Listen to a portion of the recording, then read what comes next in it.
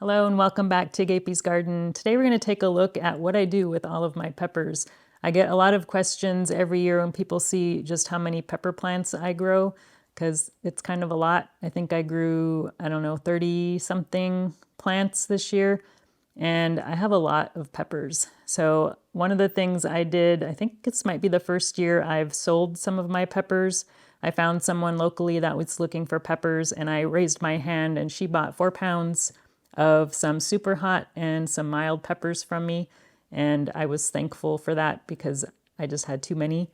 But I do a lot of preserving, and I thought I would show you what I do with all of my peppers. Let's start by taking a look at my fermentation station here in the kitchen. I've got 5 ferments going right now, and I just recently bottled up some hot sauce that I fermented over the last couple years. These 2 were from 2021 that I just bottled this week. Yes, that was, 3 years ago? So it was a very long ferment. And then these 2, I think I bottled these 2 earlier this year, and they were, I think one of those was from 2020 and one from 2021. I don't really ferment them that long on purpose. It's just because I've got so much hot sauce right now that I really didn't have a need to bottle more. So this stuff has just been sitting on my counter for several years, just waiting for me to bottle it up. So I still have 3 jars from 2021, and yes, 2021 was a huge fermentation year. So we've got this one that has ground cherries in it. I like to try different fruits in each batch. This one is one of my favorites. This is a gochu sauce, so it's like kimchi, but it's in a sauce form. So I grow gochu peppers every year, so that's what I used for this one. This one has persimmons in it. That one here is from 2022. These have raspberries. And then I didn't do any ferments last year because I was just so full of fermentation from the previous year. But I did do one this year. I was getting low on my green hot sauce.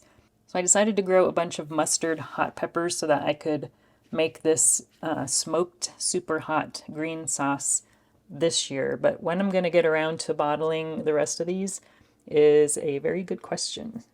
Another thing to point out is I use chalk markers to write on the jars themselves, just so I know, for one, what year that I started them. You can see the number at the bottom. That's the year, and then some kind of whatever fruit that I use in the sauce, I put that on there as well, and that helps me keep track of which one is which.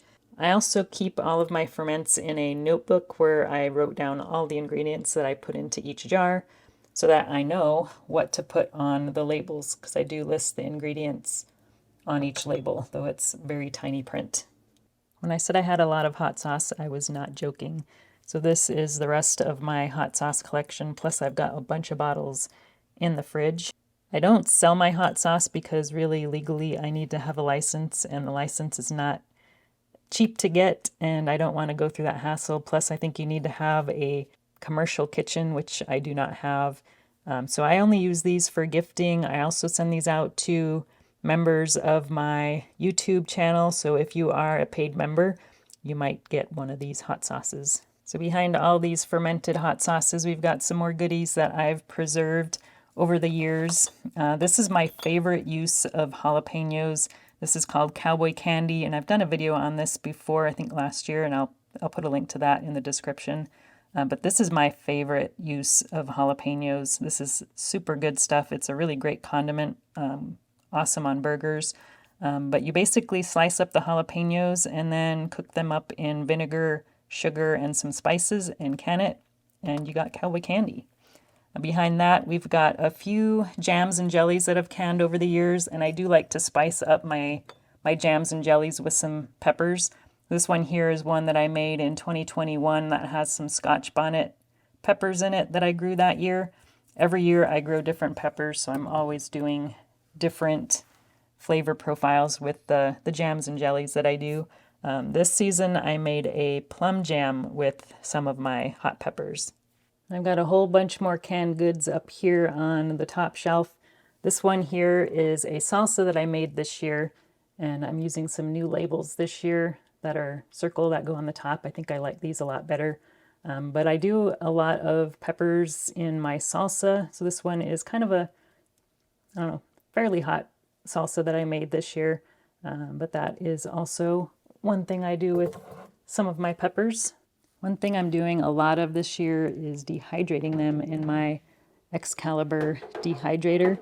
I've currently got some Piment de Esplet peppers in here. These are like a paprika that I'm going to be grinding into powder. And then I've also got some tangerine tigers here. So these are pretty much ready to grind up. And I've already ground up quite a few peppers. So these are some of the jars that I've got. I've got some chipotle peppers, which are just smoked jalapenos. I've also got some tangerine tiger here, quite a bit of powder. I've also got some smoked paprika. And then I've also put some in these more kind of fancier jars. I'll probably give some of these away for Christmas. We've got a chipotle there, and then this one is some smoked paprika. There's a couple other fermented goods we have here in the refrigerator that I made with some of the peppers. I made some sauerkraut here, and I like to make mine a little spicy, so I added some, I think I added some gochu peppers this year to that batch. And then I've also got some kimchi fermented cucumber here that I use some of the gochus on as well. Oh, and I thought I would show you the hot sauces we have here in the refrigerator. And that pretty much covers all of the stuff that I've made so far with the peppers. As you saw in the intro, I still have a ton of peppers that I need to do something with. So I plan on dehydrating the rest of the tangerine tigers. So I've got some here, some here. I've also got some tangerine tigers on the table over there in some vases. I'm gonna dehydrate all those. We've got some, let's see, Lingria, I think they're called, from Kang Star here. Some sweet peppers, some Marupi amarellas. This plant was just amazing. I was so impressed with the productivity of that one. But we've got quite a few peppers here, peppa peaches, some purple jalapenos, super hot mustards, just a lot of stuff here. And we still have a bunch to pick in the greenhouse as well.